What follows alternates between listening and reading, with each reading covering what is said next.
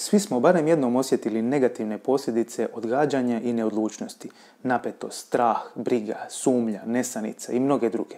Zato i nije čudno da se mnogi pitaju kako biti odlučniji i kako to postati.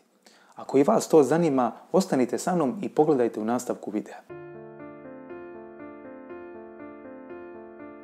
Nikša ovdje sa portala Proizvodnje pristanka. Ako ste prvi put ovdje, pretplatite se na naš kanal i pogledajte linkove u opisu videa.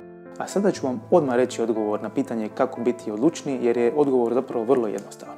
Tako da počnete djelovati. U redu, znam da izgleda smiješno, ali nemojte odmah otići zato što nije tako jednostavno. Ako počnete zamišljati odlučnost kao bilo koji drugi mišić u vašem tijelu, onda će vam biti jasno da što više trenirate donosi odluke, odnosno što ih više donosite, da će s vremenom svaka nova odluka biti sve lakša za donijeti. I na kraju nije bitno da li su te odluke bile prave ili krive. Jer u trenutku u kojem mi donosimo odluke, mi nikad ne možemo znati da li su one prave ili krive, jer mi nikad nemamo sve informacije. Ali ono što je bitno je kada neku odluku donesemo, da je isprovedemo u djelo. Jer svaki put kad donesemo odluku i djelujemo na temelju nje, mi odmah vidimo da li to funkcionira ili ne funkcionira. Da li je to ono što smo mi htjeli ili ono što nismo htjeli. Isto tako vidimo koliko nas je to i koštalo. Vremena, truda, novaca i energije. I što smo sve drugo mogli napraviti ili dobiti za isto to.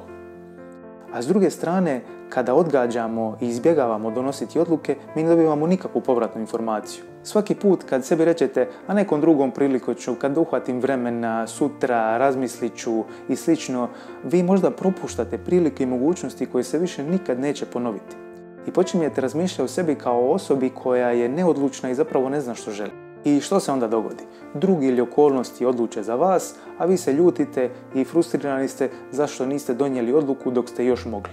A sigurni budite, ako drugima prepustite donošenje odluka o vašem životu, da ćete većinu vremena dobivati ono što zapravo ne želite. I upravo zato je jako važno donositi odluke. Jer odluka je kao mač kojim sjećete i neodlučnost i izbjegavanje. Svaki put kad donesete odluku, vi oslobađate svoj um svih briga, strahova, sumnji i osjećaja kojeg isputavaju ga da djeluje. To je trenutak u kojemu se fokusirate na jedan cilj i prestajete se razmišljati o tome da li je to bila prava odluka, da li ste mogli učiniti nešto drugo, što ako sam pogriješio i slično, i počinjete djelovati.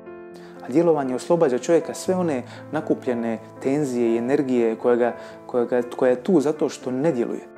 Ako ste, na primjer, odlučili trenirati svaki dan, i pođete u teretanu i kad vam se ne da i kad je bilo loše vrijeme i kad ste umorni, kad se vratite s toga treninga, vi ćete biti ponosni na sebe zato što ste ispoštovali obećanje koje ste dali samom sebi.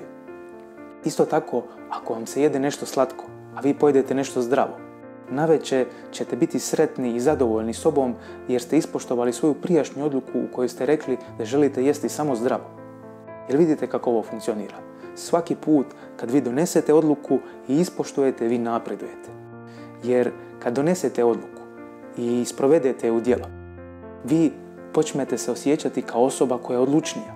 A svaki put kada donesete odluku, sprovedete i dobijete rezultat koji ste htjeli, postajete samopouzdaniji. A što ste naravno samopouzdaniji, bit ćete i odlučniji. A što ste odlučniji, bit ćete i samopouzdaniji. I tako u krug. I upravo zato svaki sljedeći put kad vam kroz prođe, ajme ne da mi se, ostavit ću to za neki drugi put, a sebi ste prije toga obećali da ćete to učiniti, učinite to. Jer sve one dobre i kvalitetne stvari koje želite u svome životu neće doći njihovim razmišljanjem, maštanjem i željenjem, nego donošenjem odluka i njihovim provođenjem u djelo. Zato donesite jednu odluku već danas, koliko god mala, smiješna i nebitna vam se činila.